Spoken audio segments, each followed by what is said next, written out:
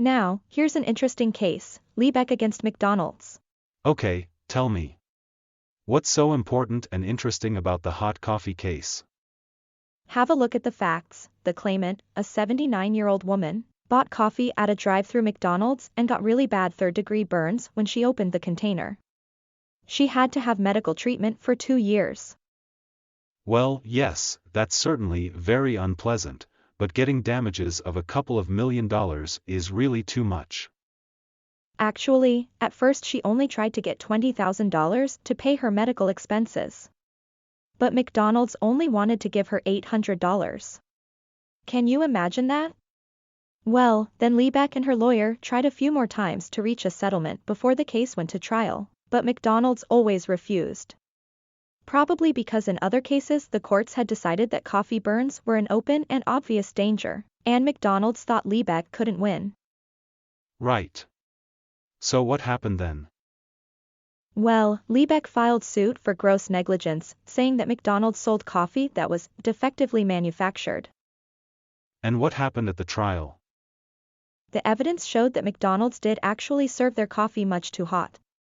In fact, I've read that more than 700 people had been burnt in the years from 1982 to 1992 by McDonald's coffee.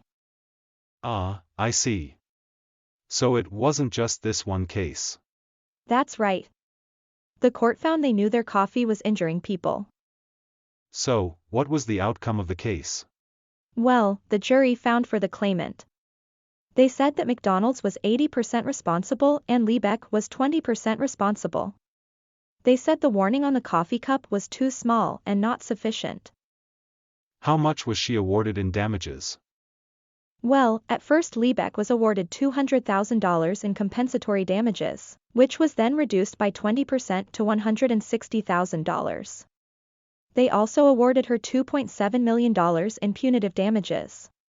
The idea was that McDonald's should pay her 2 days' worth of coffee revenues, which were about $1.35 million per day.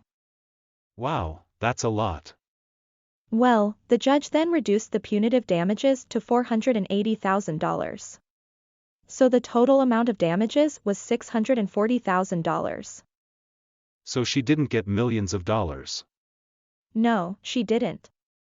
The decision was later appealed by McDonald's and Liebeck, but they settled out of court for an amount less than $600,000. Nobody actually knows how much she got, as a matter of fact. So, what shall we do now? Do you fancy a coffee?